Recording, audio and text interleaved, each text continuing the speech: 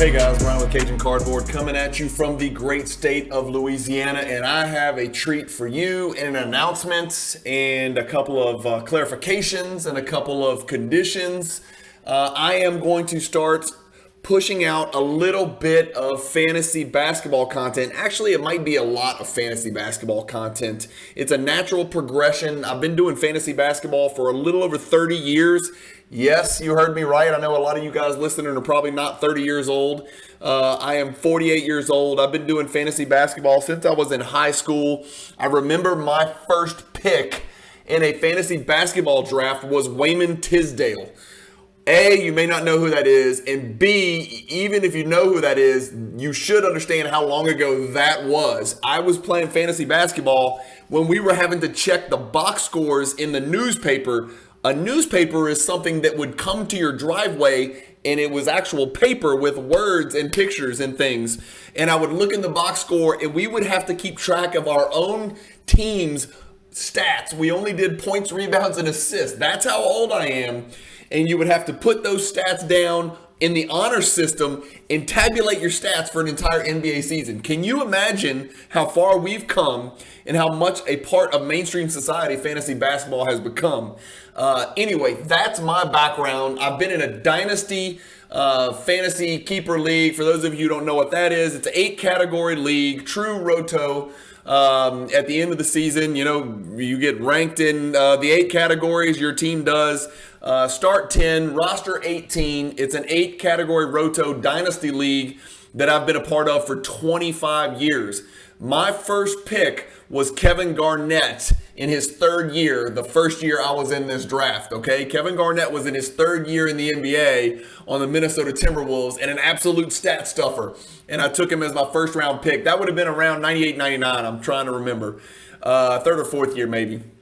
So that's a little bit about my history. I am by no means Josh Lloyd or one of the foremost experts on fantasy basketball in the world, but I know a lot of you guys like to listen to me scream at the screen. So fantasy basketball ties in extremely well with actual basketball because we're just talking basketball and projections and prospecting, and it also ties in great with basketball card collecting. So if you're one of those guys who likes to collect cards, especially if you like to collect ultra modern cards, even if you don't like fantasy basketball, a lot of these fantasy basketball videos are going to correlate. They're going to translate for you, and hopefully you'll find them a little bit enjoyable. Anyway, today's video is very simple. It's my first one, so I'm super excited about kind of dipping my toes in the water, and it's just going to feature 2 issues. So first, I'm going to switch you over. I use Monster, Basketball Monster, as my fantasy kind of like data tool and how to decide who to draft and whatever. So I'm going to switch y'all over to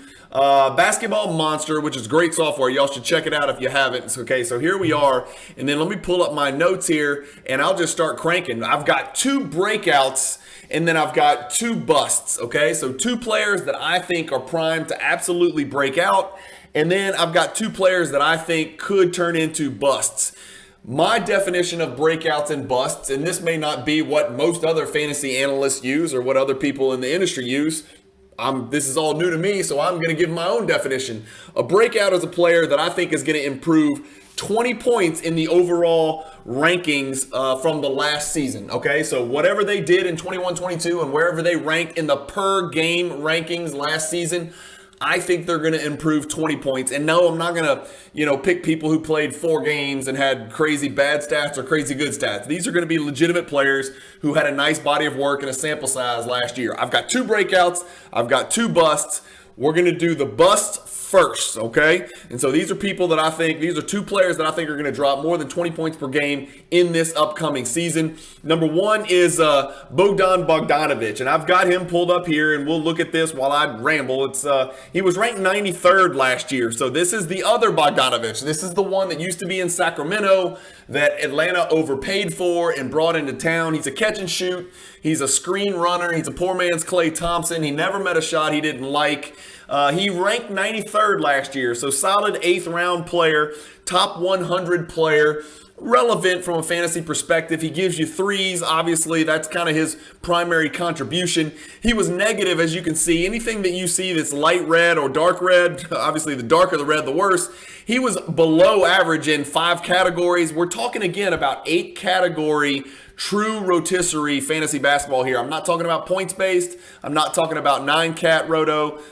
So if you guys don't know what that means, go check that out. The 8 categories are quite simply points, rebounds, assists, threes, steals, blocks, field goal percentage, and free throw percentage. But anyway, getting back to Bogdanovic, DeJounte Murray's in town, right? That's the big news over this offseason is like, how does DeJounte Murray fit next to Trae Young, this, that. What it really means is Bogdanovic was a wing, and I know he's a 3 and DeJounte's a 2 or a 1-2 or whatever, but the modern NBA is points, wings, and bigs. That's just what it is. Sometimes teams play 3 wings. Sometimes they play dual points. Sometimes they play 1 big. Sometimes they slide a very small big over to the center position, a la Draymond Green or something like that. But DeJounte Murray's in town, and DeJounte Murray is an absolute stat-stuffing phenom freak who is going to take a lot of minutes from Bogdanovic. Bogdanovic turned 30 last year. I think we've seen the best of him. He's on the downside. He was ranked 93rd, like I said, last year, as you can see on your screen. I wonder if I can highlight. There you go. There he is on your screen, and there's his numbers so that you can see them. Obviously a great contributor in threes and free throw percentage. Doesn't shoot a crazy number of free throws, so it's not like he's going to have that drastic of an effect on improving your free throw percentage. I just don't see any way in hell he stays in the top 100. It's more likely he finishes 150 to me than he finishes in the top 100. Again, I see at least a 20-point drop from Bogdanovic. His usage rate's going to go down from not last year, but just from the year before, right? From 2021, the 2021 season to last season, his minutes actually went up slightly, but his points went down, his threes went down, his assists went down, his blocks went down, his field goal percentage went down, and his free throw percentage went down. If that's not a bad trend and a pretty indicative sign of what's to come this season with new players in town, with other young players they're trying to develop, such as Jalen Johnson and AJ Griffin at that wing position, 2 much better defenders. Bogdanovic is an absolute turnstile from a defensive standpoint. I think his minutes are going to go down. I think his usage is going to go way, way, way down. And the guy's on the downside of his career. I just see a very big drop-off for him. Believe it or not, last year Bogdanovic's usage rate was higher than John Collins. He's on the downside. I think it's going to be a quick decline. And by the way, if you haven't heard enough, here's the nail in the coffin. He had off-season knee surgery. He may not even be ready for the start of the season. So that's bust number 1. Bogdan Bogdanovic, I would avoid him at all costs. If you're going to take a flyer on him and you need the threes and free throw percentage, which I get it, sometimes you do. And in these 8 category leagues, maybe in round 14, depending on how deep you're, if it's a 16-team league and you're going 15 deep or something nuts like that, he's relevant, right? But I don't like him anywhere remotely near the 8th round. I would be looking at him more 10th or 11th round at the absolute best because I just think he's going to get squeezed out, and that's not the direction that the Hawks are going. Number 2 bust. And I hate to say it because he was a fantasy darling for so long. Out of Ohio State, he was a rotisserie phenom, fantastic, and actually used to be a pretty good defender even though he's a munchkin. I got Mike Conley as my bust number 2. He was number 76 last year. Let's go pull him up and we'll take a look at him. Here he is, Mike Conley. He's almost 35 years old. Played 28 minutes a game last year. As you can see, he gives you great threes. Assists have always been there. He's not what he used to be in that category because he can't create space or blow by anybody or create those mismatches. And he's just too small and frail to really exploit anybody offensively. He does steal the ball. He's always been clever, always been crafty, always had a great nose for the ball. Used to be a phenomenal free throw shooter, 79.6%. And his field goal percentage is horrific because he's having to take more threes because he can't finish at the rim and can't create in the mid-range at all. So essentially he's either taking threes, which are going to be lower percentage shots just naturally for everybody in the NBA, or he's taking bad 2s because he can't create the space and can't bully anybody, of course, and never has been able to. So almost 35 years old. He played almost 30 minutes a game last season. you guys know the biggest story of the offseason, even bigger than DeJounte Murray to Atlanta, was the absolute mass exodus of two All-Stars from Utah. So, Gobert out, Donovan Mitchell out. And while those guys did not play Mike Conley's position, what that does symbolize is that there's a changing of the guard in Utah, and they are not trying to win. They are absolutely not trying to win. Utah has 2 goals this season, and I'm sorry to say this because Adam, the real guy, 27, is not going to like to hear it, but I think the writing's on the wall, and if he looks in the mirror, he's got to admit this. Big Jazz fan, Adam. They have 2 goals this year. Number 1, figure out what the future core is. Is Markkanen part of the core? Is Sexton the answer? Is this Walker Kessler kid the real deal? Is he a Rudy Gobert light? Is he the white Rudy Gobert? I don't know. Let's see what he does. But that's Utah's goal number 1, is figure out which of this amalgamation of random kind of mid-level prospects are keepers. And then number 2 is lose, and lose to win the Victor Wimbleyama sweepstakes. And I don't think they're the only team that's going to have that goal as one of their goals this season. Conley does not help them figure out who their core is, and Conley does not help them lose games, even though I think he's going to dip. He doesn't really help them lose games. He is a mentor guy. He's a great locker room guy. He's had a great career. He's a true professional. But I think a lot of his value comes from mentoring the guys around him, the Sexton, Jared Butler, etc. I think Jared Butler gets a ton more minutes than he got last year. I think he's going to get a lot more minutes than a lot of fantasy analysts and a lot of people project.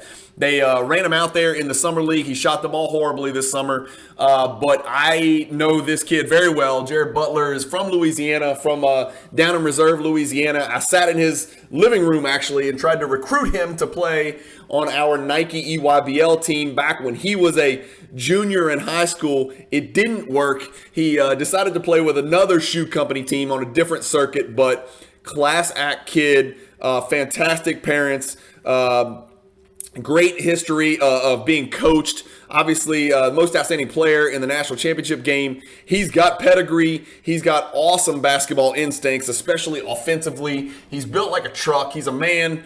I think this is the kind of the changing of the guard where the baton is handed off to Jared Butler. I understand that Conley is the projected starter in Utah. I just don't think it works out long term, and I think at some point Jared Butler takes his position. And I would not be surprised if Mike Conley gets traded. A lot of what you're going to see is, I think if you don't see Butler at the 1 and Sexton at the 2, you're going to see Sexton at the 1 and Jordan Clarkson at the 2. And if that's not a shoot first backcourt, I don't know what is. Sexton is going to have the greenest green light in the entire NBA. His usage rate is going to be preposterous. I don't know if he's going to shoot 15% from the field because he's going to shoot so many shots, but boy, let me tell you, Sexton is going to put up FGAs. And then you've got just kind of a cluster of guys at that wing position with Taylor Horton-Tucker and Nickeil Alexander-Walker, Jordan Clarkson. All those guys are going to kind of strip minutes away from Mike Conley because they're trying to figure out what the deal is going forward. And one thing we know is Mike Conley at age 35 is not the deal going forward. So I wouldn't be surprised if he is on his way out. Mike Conley's usage rate has been on the decline. It was way down already from 2021. It's going to go way down again this year. He dropped 18 points in the overall fantasy rankings from 2021 to 2022. So I see a lot of the same stuff coming this year, if not a more precipitous drop than the 18 points he dropped last year. I would not be surprised if Mike Conley drops out of the top 100, and for that reason, he is my bust number 2. All right, let's talk about the good stuff, right? I always like to say stay positive in the hobby, or stay positive, right? So we're talking about fantasy basketball, and hopefully some of you card collectors are going to enjoy this content as well. If you're a prospector, if you're looking for cards that are on the uptick or cards that you might need to move, all of this applies, right? Basketball is basketball, and so whether you're playing fantasy basketball or whether you're prospecting on ultra modern or modern stuff, or maybe not even modern, Mike Conley and Bogdanovic, you're always wanting to know what's going to happen next. And I'm not the be-all, end-all. I'm just giving you my thoughts from watching billions of hours of basketball and especially pouring into the fantasy basketball realm for the last 2.5 decades. So my 2 breakouts.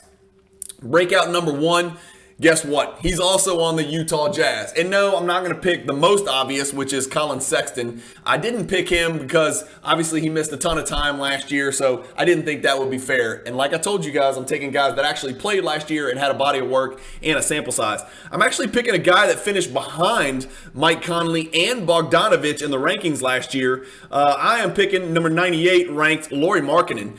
So everybody remembers the experiment in Cleveland last year, 21 feet of meat. That sounded horrible. 21 feet in their front court, right? Markkanen at the 3, almost 7-footer. Mobley at the 4, 7-footer, or almost 7-footer. Jared Allen at the 5, definitely 7-footer. 7 feet, 7 feet, 7 feet. It worked because they had a genius point guard, Darius Garland, and really nothing at the 2, although they did try to fill that void with Karis LeVert coming over midseason. But Markkanen has been released from that 3 position. He is going to be a clear-cut, perfect fit at the 4, and I think he might be even better fit as the small ball 5, just because of the way he plays. With his ability to pick and pop, he's got a good basketball IQ. He's a lot tougher than he looks, despite his pretty paltry rebounding numbers. He only averaged 5.6 boards last year, but like I've said in prior videos, I mean, how many rebounds are going to be there to be had if you're 7 feet tall and you're having to guard people on the wings? So how many defensive rebounds are you really going to get just with that? And then when you've got Mobley and Jared Allen to suck up every rebound, there's just not enough boards to go get. And so I'm not going to fault Lauri Markkanen for his 5.6 rebounds last year. I think those are going to jump to close to 10 rebounds a game. I know that sounds nuts, but he played 30 minutes a game last year in Cleveland. I see no reason he won't play 34, 35 minutes this year in Utah. He's going to have the second, maybe third highest usage rate behind Sexton and Clarkson, because we know those guys are going to shoot the basketball every time they touch it, or maybe pass to each other. But I think Lauri Markkanen's usage rate is going to go through the roof. I think his percentages are actually going to get better, despite the fact that he plays more and takes more shots, because he was being asked to do something last year which was just unrealistic. Asking not the fleetest of feet Lauri Markkanen to guard the 3 position in the NBA is just absolutely preposterous. Again, it worked out. That's great for Cleveland, but it didn't put Markkanen really in a position to succeed defensively. He couldn't block shots. He couldn't rebound. I mean, he's 7 feet tall, and it's not like he's Giannis, right? Or Victor Wimbleyama or Scotty Barnes. He's not moving like these guys, right? That's not his deal, and that's not why he has value. He doesn't really assist, steal, or block. But the kid shoots 87% from the free throw. Well, I say kid, he's still 25, guys. Remember that. He shoots 87% from the free throw line. I think he's going to shoot twice as many free throws this season as last season, because he's going to be probably the second scorer, maybe the third scorer behind Clarkson and Sexton this year on the Jazz. He's their only legitimate offensive threat as a big man, and that's a fact. I guess the other Bogdanovic is going to get dealt as well. That's my guess, because he doesn't really move the needle forward as far as the Utah Jazz's future, and he doesn't help them accomplish one of those 2 goals we talked about, which is tank for Wimbleyama or figure out what the hell we're going to do with this core in the future. One thing I'll say, and another reason I really like Markkanen, is he's flying high as far as confidence goes. He was obviously the main man for his team in Eurobasket. Listen to this. He averaged, and I know it's a small sample size, and I know it's not in NBA, but Eurobasket's no joke, right? I mean, right behind the NBA, this is a group of players out there that can play in the best from all those countries in Europe. He averaged 28 and 8 on 50, 40, 90 shooting, and he only played 28 minutes a game.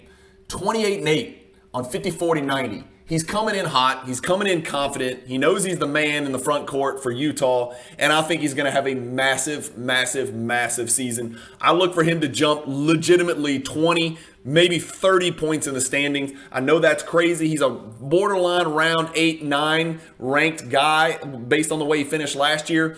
I think you can look at him as high as the 5th round. I love the fact that my big man's going to give me 87, 85, 80, 85 to 88% from the free throw line. That's always a plus. Again, he didn't block shots, steal, or rebound like a big man last year, but I really think a lot of that has to do with what they were asking him to do and the fact that he was on the court with 2 other 7-footers.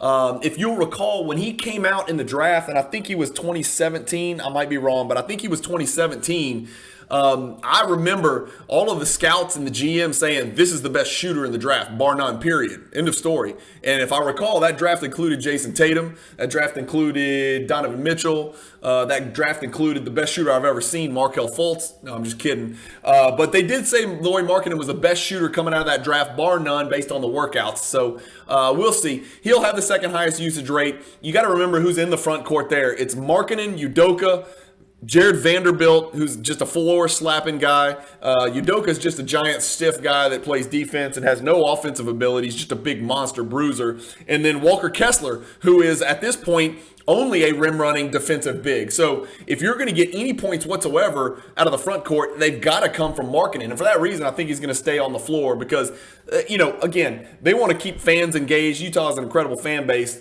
They're not going to go into crazy full tank mode because they do have a few pieces, but I got to believe this team's not going to be great. I don't know if they're going to go so crazy tank mode that if Markkanen tweaks his ankle, he's out 4 weeks. That would be my biggest concern, is that a 1 week ankle tweak would be 3 weeks or something like that. That's kind of what the teams have done lately when they're chasing these, monster uber alpha draft picks like Victor Wimbleyama is going to be this upcoming season.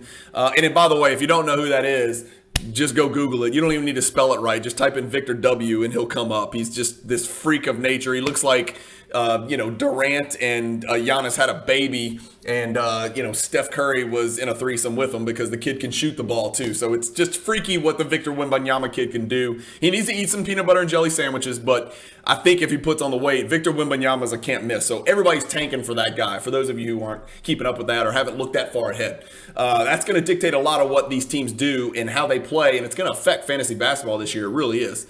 And so that's it. That's my breakout number one. Breakout number two is a no-brainer, and y'all are going to be pissed because I picked somebody so obvious, but I can't stress just how big of a jump I think this guy's going to take. And you guys know I'm a big Scotty Barnes fan. I'm not crazy high on Mobley, but I am a huge fan of Kade Cunningham, and no, I don't own any of his cards. No, I don't own any Markkanen cards. No, I don't own any Conley or Bogdanovic cards.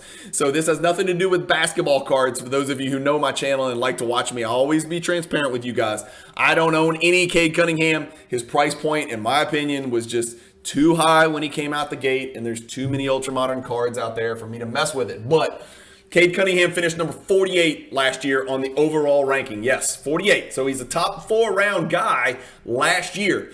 I can't stress to you guys how bad the beginning of the season was for Kade Cunningham. I'm going to say it was right around a third of a season. It was off the charts, atrocious, to the point where people were questioning what the hell the Pistons were thinking.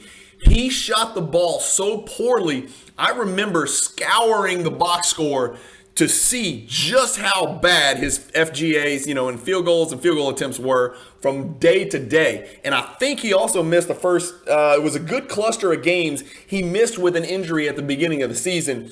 He just came out ice cold. It was a horrific start to the season. Obviously, the Pistons were horrific. It's a dumpster fire. It looks like they've got some hope now. They had a monster draft. But despite the first half that he had, he finished 48th in the rankings last year. He was ahead of Jaylen Brown. He was ahead of DeAndre Ayton. He was ahead of Kyle Lowry, as you can see on your screen. Look at these numbers. He only kills you, and he does kill you, in one category, and it's field goal percentage. And if there's one thing we know about these alpha, high usage rate, ball handling, kind of combo, big, strong combo guards, they take big jumps in their field goal percentage in the second season in the NBA, in their sophomore season. We've seen it before with numerous other players of similar ilk. And so I suspect that 41% will, even if it jumps to 44% or something like that, you're fine, right? That's not going to sink your team. Like 41.6 jumps off the page, but I think you're going to be okay. And the reason I have, I have hope that will increase is because I know Kade Cunningham can shoot. Because bad shooters don't shoot 85% from the free throw line their rookie year. It's quite simple. And his shot mechanics are absolutely fantastic. I mean, if you watch the kid shoot, he's got a great foundation, great base. His release is beautiful. He's got everything about his shot is just gorgeous. And he proved he could shoot because he shot the free throws. That's usually a pretty good indicator that if somebody can shoot 85% in the NBA their rookie year, they're going to figure it out from the field. That's more about creating space and getting clean looks rather than it is not being able to shoot a basketball. So, like I said, he finished 48 last year. I expect him to jump easily 20 points. I'd be shocked if he doesn't jump somewhere near the top 25 to 30. I'd really be shocked. His usage rate's going to go up. He played 32.6 minutes last year. I suspect that will jump to 35, 36. That's my guess. At some point last year, it just clicked and the game slowed down and it looked like he'd been a point guard in the NBA for 5 years. He was playing that not quite to this extent. Don't run with this. Calm down. I'm about to say something that's going to sound crazy. He sort of looked like he was managing the game, again, on a horrible team, the way that Doncic did. Picking and choosing when to get his shots up, picking and choosing how to get teammates open, just sort of unlocking the matrix and taking that little step forward. I shouldn't say little. It was a big step. The difference between his first and second half was extreme. But I saw some of that game management Doncic type bully ball, big, strong. I mean, he's a monster, y'all. He's like 6'6", 215. He's a freaking monster at the point position. Not Doncic monster, but monster nonetheless. He was by far the best rookie in the second half of the season. I don't care what anybody says. He was so bad in the first half that his second half, he got back into the Rookie of the Year race. I don't think anybody would have batted an eye if he had won the Rookie of the Year. I think Mobley's team was so damn good, and he was such a big part of that team success that I think Mobley kind of finished second. And then, Barnes' team was better than people thought they were going to be. And he had a great year start to finish. But Cade was clearly the best of those three guys in the second half of the season. Giddey and Franz Wagner kind of fell off. Those guys were no slouch either. The only below category is going to be his field goal percentage. But that's what alpha combo guards improve in year two. He's going to play 35 minutes. I see here. Get this. This is what I see from him in his second year at age 21. 20 points a game, 6 rebounds a game, 7 assists, 1 block, 1 steal on 45 and 85, and easily 2 threes a game, maybe 2.5 threes a game. Think about that. 26, 7, 1 and 1 on 45, 85 splits with 2.5 threes a game. That puts you in pretty elite company, especially for a 21-year-old. If you haven't seen my video that I did with Coach Pixley on my top 30 under 30, that is a good reason and a big reason why I think Kade Cunningham is a very special player moving forward. I believe he has more upside than Barnes and Mobley, just because he's one of those guys that's got the ball in his hands all the time, and that's what the NBA is about now, is those gigantic combo guards that can play like Westbrook, Harden, Doncic, LeBron, big, strong guards who can have the ball for a very long time, and they're durable and they can finish games. His usage was 27 as a rookie, which is really high, obviously, but I can see 28, 29, 30 easily. Certainly his usage is going to go way up, despite the fact that Jaden Ivey comes in. The big question mark, similar to the Trae Young, DeJounte Murray, is I thought Jaden Ivey was a point guard. A lot of people are talking about Cade running the 1, Jaden at the 2, even though the size disparity there. I'm really high on Jaden Ivey too, so it'll be interesting if Jaden Ivey supplements Kade Cunningham's production or hinders Kade Cunningham's production because he's got the ball in his hands more. So I easily see a balanced 8 category, top 25 potential, more likely top 30, and an unbelievable value late in round 3. That's what I see with Kade Cunningham. So there you have it. That's it, guys. I don't have anything else for you. We've got Bogdon Bogdanovic and Mike Conley as my busts. We've got Lowry Markkinen. I say Lowry because I think that's how they pronounce it in Finland. Lowry Markkinen. And I've got Kade Cunningham as my 2 breakouts. So let me know what you guys think. Let me know if you like the fantasy stuff. Well, whether you like it or not, I'm going to start doing more of this because, as I say, every one of these videos I do is about education and entertaining. Hopefully, it's entertaining because you guys love the NBA and you don't mind listening to me and my accent. And hopefully, it's educational for you because it sure as hell is for me because I'm just diving through data trying to get ready for my fantasy draft. I mean, we're less than a month away. I've never been this excited for an NBA season. This is the first season I recall where there's legitimately 10 or 12 teams that I think could push this thing, and that's without any more trades that we know are coming down the pike, right? Whether it be midseason next year or before we start this season. Players are going to move, things are going to happen. You've got a glut of teams in the East. You've got the Warriors in the West. You've got, allegedly healthy Lakers in the West. I don't know. There's so much going on. The East is a dogfight, and there's young teams coming up in the East, right? The Bucks are not really an old team. I mean, Giannis is prime. Embiid is right there towards the end of his prime, but prime nonetheless. Maxi's coming along. Harden. You've got the Nets. If they keep their guys, out of prison and actually on the basketball court, who knows what they can do? The freaking Celtics added Brogdon for a bag of chips, which pissed me off. The Heat are no joke. It's going to be fun to watch this shake out. And fantasy basketball is a big part of my life. You're going to see a lot more of that content coming up in the very, very near future. Hopefully you guys like it. I would love to entertain your comments. Just keep them clean and classy, as you guys always do. I have the best viewers on YouTube. You guys are always thoughtful and always classy and first class. I don't want you to agree with me if you don't agree. I just want you to keep it clean and keep it polite so we can leave the comments up and I don't have to delete them. And so Miss Cajun doesn't read them and get upset that somebody's making fun of her husband in too bad of a manner. So anyway, I appreciate you guys watching. Keep collecting. Stay positive in the hobby, and peace.